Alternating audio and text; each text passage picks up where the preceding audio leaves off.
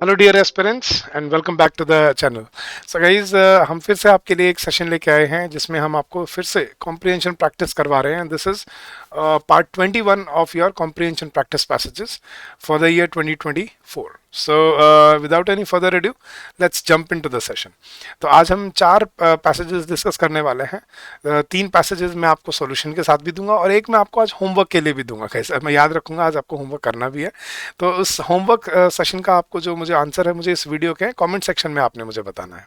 So let's start and let's practice the passages together. तो पहले passage में हमें इन्फ्रेंस ढूंढना था यहाँ पे। तो let's start with by reading the passage. The practice of dieting has become an epidemic.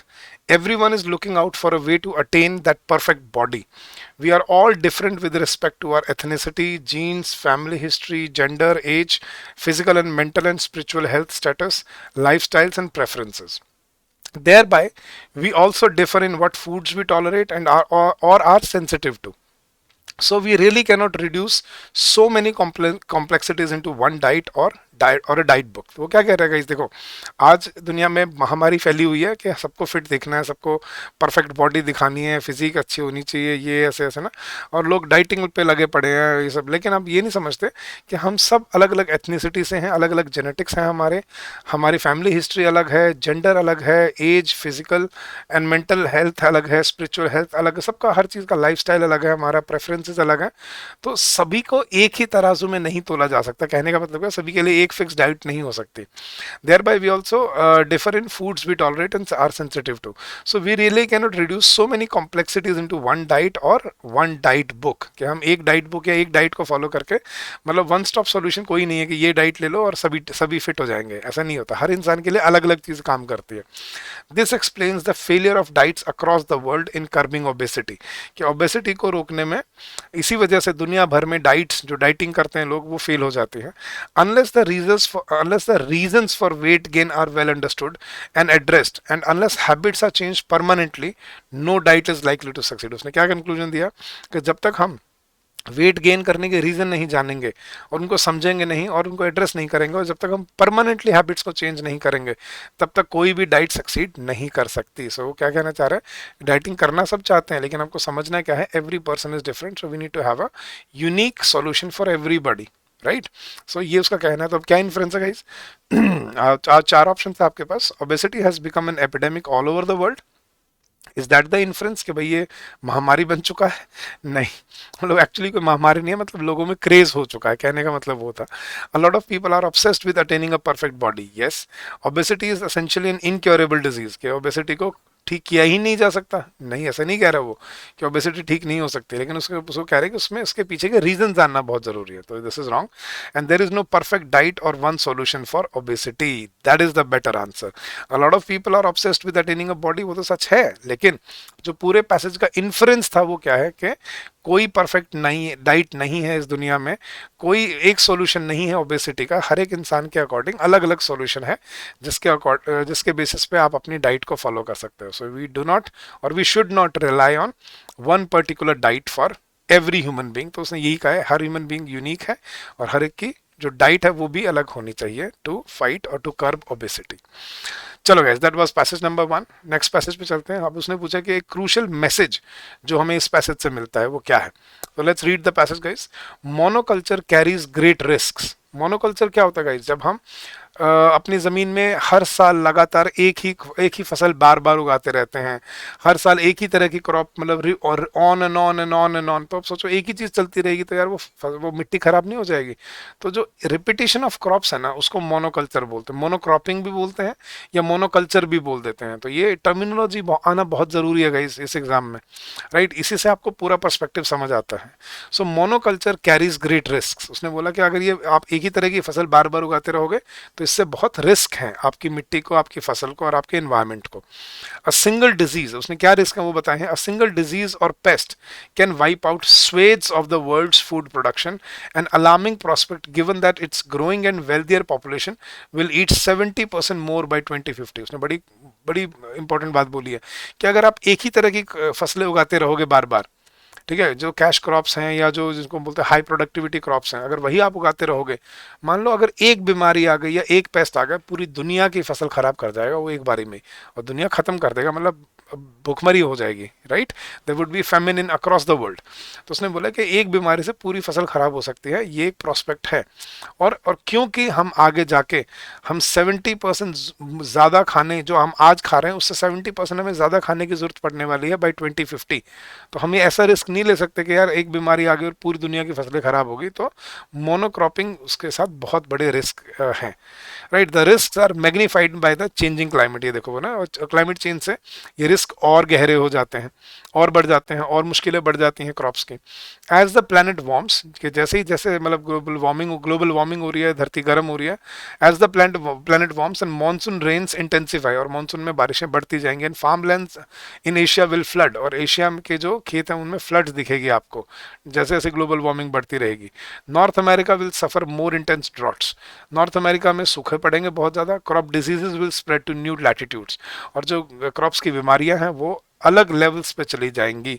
तो क्लाइमेट चेंज उस प्रॉब्लम को, उस रिस्क को और बढ़ा रहा है, और मोनोकल्चर उसकी जड़ है। तो हमें क्या करना चाहिए, कैसे बेसिकली क्या कहना चाह रहा है कि हमें डाइवर्सिटी होनी चाहिए हमारे क्रॉपिंग पैटर्न में, और दूसरी चीज़ हमें क्लाइमेट चेंज को भी हमें रोकना पड़ेगा, ये रोकना है। तो तभी हम आगे जाके अपनी ह्यूमैनिटी को सर्वाइव कर पाएंगे। So that is what he is said in this passage. तो क्या मैसेज दिया उसने, पढ़ते हैं गाइस। देखो, अपना परसेप्शन बनाना बहुत ज़रूरी होता है पैसेज पढ़ के, कि पूरे पैसेज में क्या कहा है उसने, और फिर आपके अकॉर्डिंग जो आंसर में आपको ठीक लगता है that would be the right choice. आप पढ़ते हैं guys, preserving crop genetic diversity is an insurance against the effects of climate change. बिल्कुल सही बात है कि क्रॉप डाइवर्सिटी को अगर हम प्रोटेक्ट करते हैं तभी हम क्लाइमेट चेंज को इफेक्ट्स को रोक पाएंगे। Next, despite great risk, monoculture is the only way to ensure food security in the world. No, this is wrong. वो ये काउंटर मतलब बिल्कुल contrary to what he has said in the passage है, और वैसे भी एक्सट्रीम ऑप्शन भी है कि उसने बोला मोनोकल्चर से ही आप दुनिया की मतलब फूड सिक्योरिटी बना सकते हो। नो, उसने बोला मोनोकल्चर से तो बहुत रिस्क है दुनिया को। Next, more and more genetically modified crops only can save the world from impending shortages of food. Again incoherent with the passage कि सिर्फ जीएम क्रॉप से हम दुनिया को बचा पाएंगे। नो, वो कह रहा है हमें जेनेटिक डाइवर्सिफिकेशन लाना पड़ेगा, ठीक है। और फिर उसने बोला Asia and north America will be the worst sufferers from climate change and the consequent shortage of food. ये भी मैसेज नहीं है। मैसेज जो दे रहा है वो क्या है कि preserving crop genetic diversity is an insurance against the effects of climate change. कि अलग तरह की क्रॉप्स होंगी, क्रॉप जेनेटिक डाइवर्सिटी होगी, तभी अगर आप एक फसल पे कुछ प्रभाव पड़ा आप दूसरी फसल पे डिपेंड कर सकते हो, और अलग अलग एरियाज में अलग अलग क्रॉप डाइवर्सिटी होगी तो बढ़िया आपका वो होगा, इकोसिस्टम होगा, ठीक है, और उसी से ही आप ग्लोबल वार्मिंग को फाइट कर सकते हो। तो option A was the right answer है। चलो गाइस, नेक्स्ट पैसेज पे चलते हैं। उसने पूछा the author of the passage holds the view कि जो ऑथर है उसका क्या विचार है, क्या विचारधारा है उसकी। तो ये पढ़ते हैं, समझते हैं guys. Some people believe that leadership is a quality which you have at birth और नॉट एट ऑल। कि कुछ लोगों का मानना है कि लीडरशिप एक ऐसी क्वालिटी है वो चाहे वो जन्म के साथ ही होती है या नहीं होती है, बिल्कुल। दिस थ्योरी इज फॉल्स, ये थ्योरी गलत है।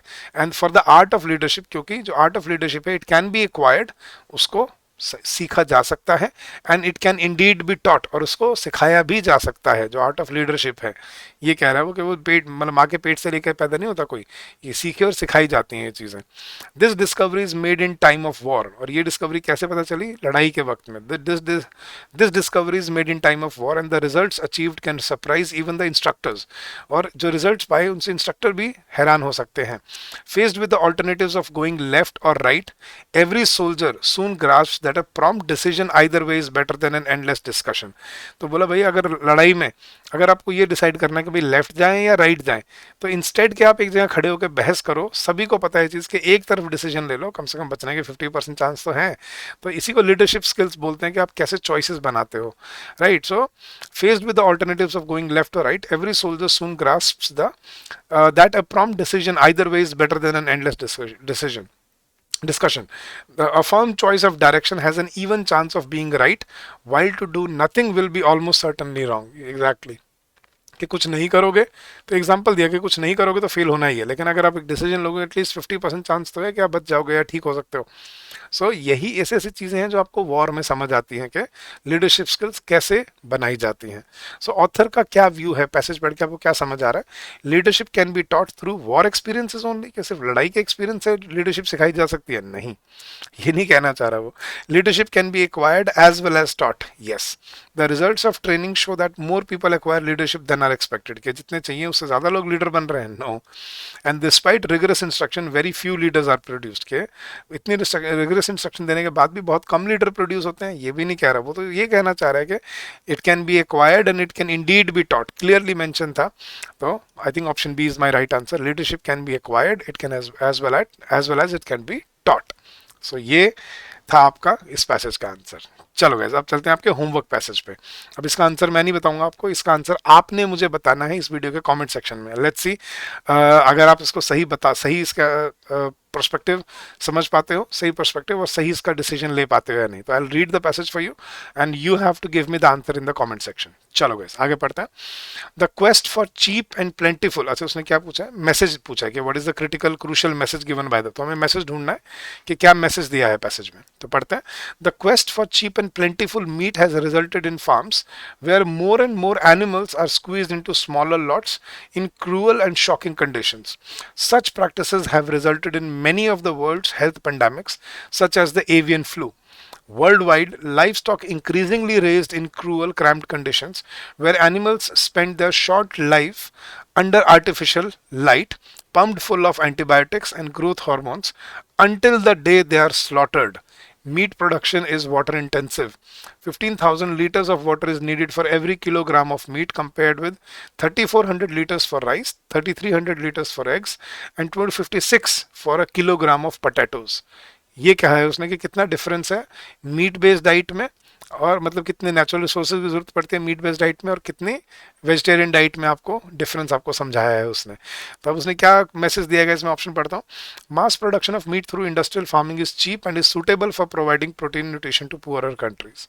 Second, meat producing industry violates the laws against cruelty to animals. Third, mass production of meat through industrial farming is undesirable and should be stopped immediately. And fourth, environmental cost of meat production is unsustainable when it is produced through industrial farming.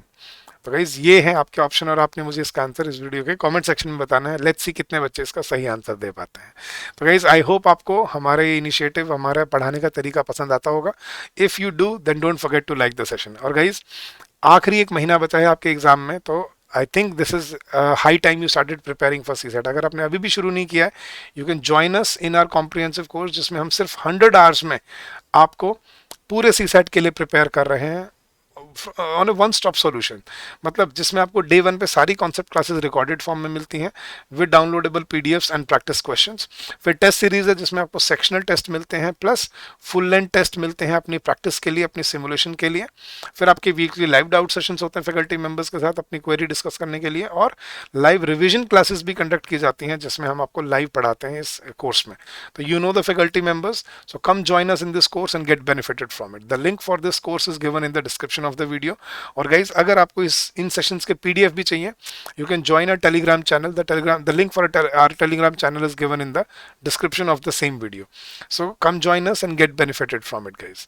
अगर आपका कोई doubt है, कोई query है regarding anything at all, you can always call us on this number, that is 8146207241, or you can also drop us an email at this address, which is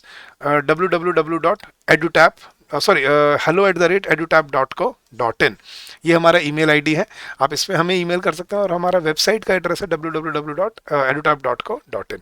so come check out our courses and there's a special discount going on, so you can also get benefited there. So guys, having said that, I'll take your leave for today. I'll see you again tomorrow. एक और session में कल लेके आऊँगा जिसमें फिर से हम कुछ ऐसे ही पैसेजेस प्रैक्टिस करेंगे and I'll give you the solutions and we'll see कि कैसे अप्रोच करते हैं हम इन एग्जाम्स को। तो guys, I hope ये सेशंस आपको हेल्प ज़रूर करते होंगे अपनी प्रिपरेशन में, अपनी इस एग्जाम जर्नी में। So I wish you all the success in your endeavors ahead. Keep on working hard, keep on giving your best, and make sure that you prepare well before the exam. So guys, stay safe, stay healthy, happy learning to all of you, and have a great day ahead. See you tomorrow. Till then, stay safe. Goodbye guys.